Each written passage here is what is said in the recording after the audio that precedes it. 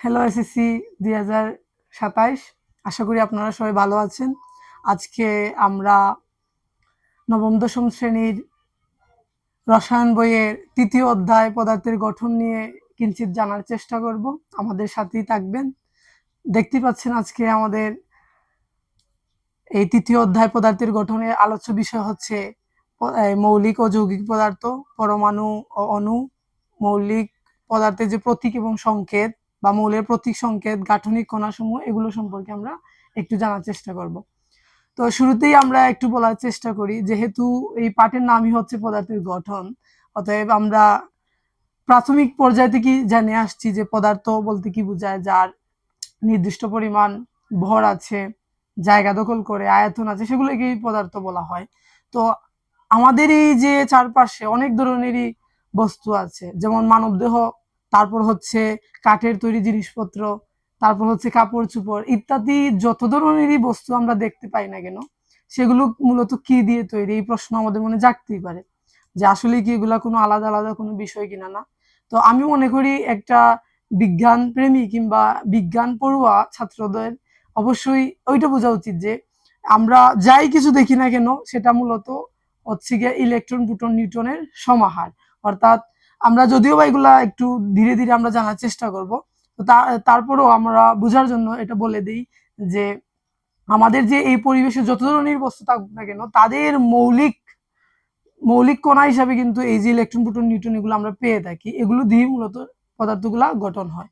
তো শুরুতেই আমাদের বইয়ে বলা আছে যে আমাদের এই যে এত এত পদার্থগুলো আছে, তো আগেরকার সময়ে এতটা বিজ্ঞান উন্নত ছিল না বিধায় মানুষের যে চিন্তা শক্তি বা তাদের যে ধ্যান ধারণা যুক্তি, এতটুকুই দিয়ে মানুষ বিশ্লেষণ করত এবং এতটুকু দিয়েই বলতো। এই জন্য দেখবেন তো ওদের নামের সামনে দার্শনিক কথাটির প্রয়োগ হয়। তো তার অর্থ হচ্ছে আমরা যদি পদার্থের গঠন সম্পর্কে আগে পড়তে চাই, তাহলে আমরা জানি যে ডেমোক্রিটাস যিনি কিনা না সর্বপ্রথম এই পদার্থের গঠন সম্পর্কে বলেছিলেন, এবং যদিও বা ওনার মতামত গ্রহণযোগ্য হয়নি, পরবর্তীতে এটা নিয়ে অনেক পড়ালেখা বা অনেক আনুষঙ্গিক বিষয় রয়েছে, কিন্তু যেহেতু উনি সর্বপ্রথম বলেছেন এই জন্য উনাকে সম্মানার্থে আমরা আধুনিক পদার্থের গঠন এর থেকে আমরা বলতে পারি যে পদার্থের গঠন সর্বপ্রথম ডেমোক্রিটাস বলেছেন, এবং ওনাকে আমরা বলতে পারি ওটা এই বিষয়ের জনক। তো উনি বলেছেন যে পদার্থ হচ্ছে গিয়া অবিভাজ্য, যেটা কোনো ভাগ করা যায় না, কিন্তু পরবর্তীতে আমরা জানতে পারি যে পদার্থ ভাগ করা যায়, অর্থাৎ যতই সেটাকে আর ভাঙা যায় আরো তারপর আরো অনেক কণা পাওয়া যায়, যে আমরা যে ইলেকট্রন প্রোটন নিউট্রন জানি এগুলাকেও কিন্তু বিভাজিত করা যায়। যাই হোক, আমরা প্রথম জানবো মৌলিক পদার্থ এবং যৌগিক পদার্থ সম্পর্কে। মৌলিক পদার্থ হচ্ছে মূলত একটা বিশুদ্ধ পদার্থ। কেন বিশুদ্ধ পদার্থ? কারণ মৌলিক পদার্থ হচ্ছে সেই সব পদার্থ যে পদার্থকে আমরা যদি ভাঙার চেষ্টা করি তাহলে ওই পদার্থ ছাড়া অন্য কিছু পাওয়া যাবে না। যে উদাহরণ হিসাবে আমরা বলে নিতে পারি লোহা, সোনা, রূপা, এগুলো কিন্তু হচ্ছে মৌলিক পদার্থ বৈশিষ্ট্য। এই যে পর্যায় সারণীতে আমরা প্রায় 118টি মৌল আছে আমাদের, এবং এই 118টি মৌলের মধ্যে আমরা সবগুলা কি বলতে পারি মৌলিক পদার্থ, কারণ এগুলোকে কি হয়, এগুলোকে ভাঙলে ওই পদার্থ ছাড়া কিন্তু আপনি আর অন্য কিছু পাবেন না। অতএব 118টি মৌলিক পদার্থ আছে আমাদের। তো তার মধ্যে থেকে একটা বিষয় জানার প্রয়োজন আছে, সেটা হচ্ছে যে আমাদের মানব শরীরে প্রায় 26টির মতো মৌল পাওয়া গেছে। এটা আমাদের এমসিকিউ এর জন্য গুরুত্বপূর্ণ একটা বিষয়, এটা আমরা মনে রাখতে পারি। তো এইখান থেকে আমরা আমাদের কিন্তু বই পড়া অবশ্যই আবশ্যক, বইয়ের সব খুঁটিনাটি বিষয় আমাদের পড়া আবশ্যক, কিন্তু আমরা এখান থেকে মূলত যে হাইলাইট যে টপিক গুলো আছে সেগুলো একটু জানার চেষ্টা করব। তো মৌলিক পদার্থ হচ্ছে সেই সব বিশুদ্ধ পদার্থ যেগুলোকে বাংলোই পদার্থ ছাড়া অন্য কিছু পদার্থ পাওয়া যায় না, সেটাই হচ্ছে মৌলিক পদার্থ। উদাহরণ হিসাবে আমরা সোনা, রূপা, তারপর হচ্ছে লোহা, এগুলা নিতে পারি, কারণ এগুলোকে যদি আপনি ভাঙেন, এগুলোকে ভাঙলে কিন্তু ওই পদার্থ ছাড়া আপনি আর অন্য কিছু পাবেন না, সেটা হচ্ছে মৌলিক পদার্থ। আর যৌগিক পদার্থ কি? যৌগিক পদার্থ হচ্ছে সেই সব পদার্থ যে পদার্থগুলো মূলত ভাঙলে এক বা একাধিক অন্যান্য পদার্থগুলো পাওয়া যায়, সেগুলো হচ্ছে যৌগিক পদার্থ। আমরা যদি দৈনন্দিন জীবনে উদাহরণ নেই, যেমন চিনি, আমরা জানি যে আপনি যদি চিনিকে মানে ভাঙতে চান বা চিনির পরমাণুগুলোকে যদি দেখতে চান, তাহলে এখানের মধ্যে আপনি কার্বন পাবেন, হাইড্রোজেন পাবেন, আপনি অক্সিজেন পাবেন। তো এখানে একাধিক পদার্থ পাবেন। আবার চক্ষেও যদি আপনি গুরু গুরু করে বা এটার পরমাণু হিসেবে কি আছে সেটা জানতে চান, আপনি এখানের মধ্যেও বিভিন্ন একাধিক পদার্থ পেতে পারেন। তো যৌগিক পদার্থ হচ্ছে সেটাই, যেটা মূলত অনেকগুলা মৌলের সমন্বয়ে গঠিত হবে, সেগুলো হচ্ছে যৌগিক পদার্থ। আচ্ছা, তারপর আমরা জানতে পারি পরমাণু এবং অণু সম্পর্কে। পরমাণু হচ্ছে গিয়ে এই যে মৌলিক পদার্থ আছে, সেই মৌলিক পদার্থের ক্ষুদ্রতম কণাটা হচ্ছে পরমাণু। যেমন এই যে আপনি লোহা নিলেন, আপনি যদি, যেমন আমরা জানি লোহা হচ্ছে গিয়া এই যে আয়রন Fe দ্বারা প্রকাশ করা হয়। পর্যায় সারণীতে যখন আমরা যাব তখন এগুলো জানতে পারবো। তো আপনি যদি একটা লোহাকে ভাঙেন ক্ষুদ্র ক্ষুদ্র ক্ষুদ্র ক্ষুদ্র কণাতে তৈরি করেন, তো এই যে ক্ষুদ্র কণা, সেই ক্ষুদ্র কণারে মৌলিক পদার্থের সেই ক্ষুদ্র কণাকে আমরা পরমাণু বলবো, এবং যৌগিক যে পদার্থ আছে তার ক্ষুদ্রতম কণাকে আমরা অণু বলবো।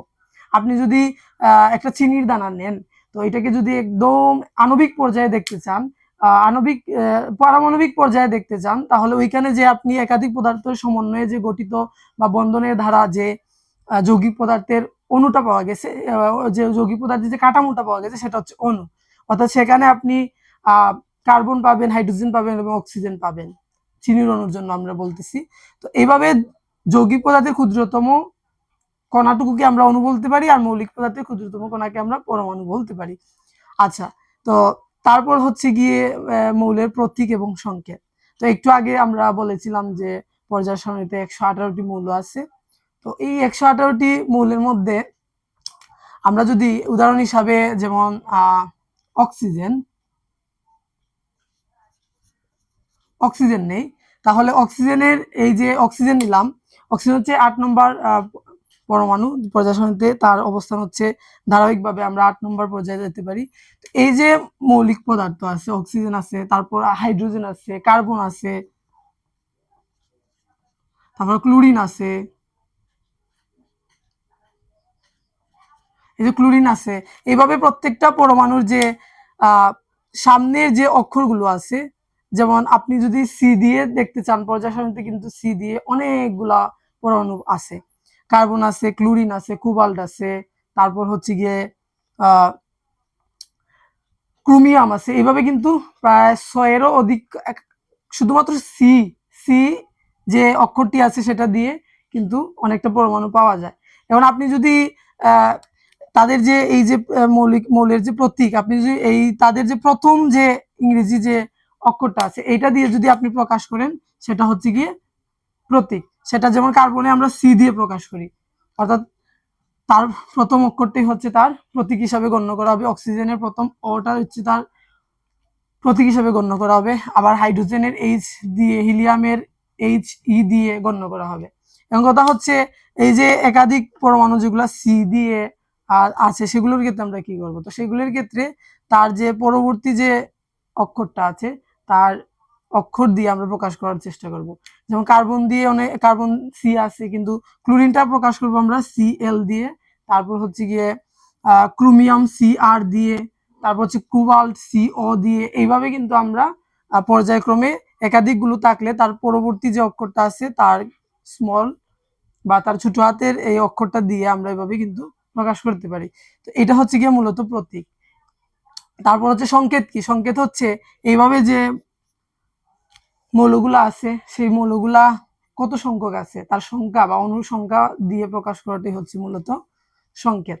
আপনি ধরে নিতে পারেন হাইড্রোজেন কিন্তু আপনি সিঙ্গেল পাবেন না প্রকৃতিতে। এটা কিন্তু সে হাইড্রোজেনের মধ্যে বন্ড হিসাবে, অর্থাৎ H2 হিসাবে কিন্তু প্রকৃতিতে পাওয়া যায়। তো এই যে হাইড্রোজেন আছে, এই যে হাইড্রোজেন সংখ্যার সাথে যে আমি নিচে 2 দিলাম, এটা হচ্ছে তার অণুর সংখ্যা। অর্থাৎ এখানে বলা হয়েছে যে 2টা হাইড্রোজেন পরমাণু আছে। অর্থাৎ আমরা এই যে প্রকাশ করলাম, তার অণুর সংখ্যা দিয়ে যে প্রকাশ করলাম, সেটাই মূলত হচ্ছে সংকেত। সেটা হচ্ছে সংকেত। তেমনি ভাবে অক্সিজেন, O2, এইভাবে কিন্তু আমরা এইগুলো প্রকাশ করে থাকি। আচ্ছা, তারপর আমরা এতটুকু বুঝলাম আশা করি। তারপর হচ্ছে যে গাঠনিক কণা সমূহগুলো, অর্থাৎ এই যে পদার্থের গঠনের মধ্যে যে পদার্থ যে গঠিত হয়, সেগুলা কি কি কণা সমূহ দিয়ে গঠিত হয়। তো আসলে আমরা জানি যে পদার্থ মূলত হচ্ছে 3টি স্থায়ী কণিকা। স্থায়ী কণিকা কেন বললাম?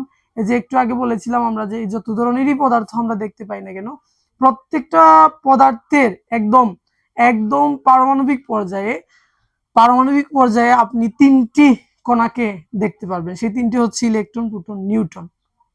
এই 3টি 3টি কণাকে আপনি দেখতে পারবেন, এবং অস্থায়ী হিসাবে আরো অন্যান্য কণা থাকতে পারে। তো সেগুলোর দিকে আমরা না যাই, আমরা শুধু এই স্থায়ী কণা হিসাবে এই 3টিকেই পাই। এই জন্য আমরা বলতে পারি যে পদার্থর একদম পারমাণবিক পর্যায়ে মূলত এই 3টি, অর্থাৎ ইলেকট্রন, প্রোটন, নিউট্রন, এই 3টি কণিকা দিয়ে তৈরি।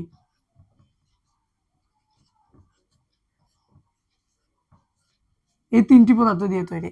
এখন যেহেতু আমরা এখানে গাঠনিক বিষয়টি তুলেছি, অতএব আমাদের জানতে হবে যে এই পদার্থগুলো কিভাবে, এই কণাগুলো কিভাবে মূলত পদার্থকে গঠন করে রাখে।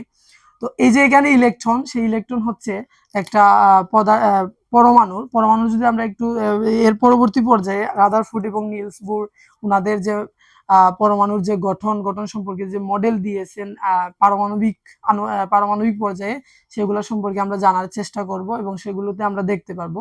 তো তার আগে আমরা একটু কিঞ্চিত ধারণা দিয়ে রাখি একটা পরমাণু স্ট্রাকচার।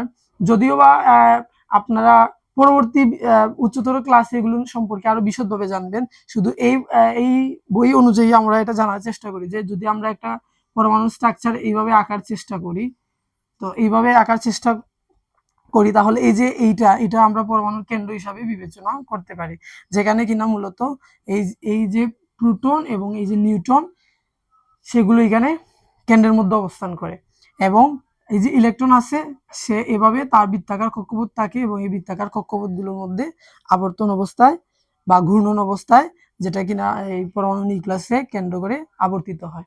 তো এটা হচ্ছে গিয়া পরমাণুর গাঠনিক গঠন, যেটা মূলত পরমাণু ইলেকট্রন, প্রোটন, নিউট্রন এগুলো দিয়ে তৈরি। এবং আমাদের বইয়ের মধ্যে দেখবেন তো এই যে পরমাণুর যে কণাগুলো আছে সেখানে চার্জের সম্পর্কেও বলা আছে। ইলেকট্রনের চার্জ হচ্ছে ঋণাত্মক, প্রোটনের চার্জ হচ্ছে গিয়ে ধনাত্মক, এবং নিউট্রনের চার্জ হচ্ছে গিয়ে কোনো চার্জহীন, তার কিন্তু কোনো চার্জ নেই।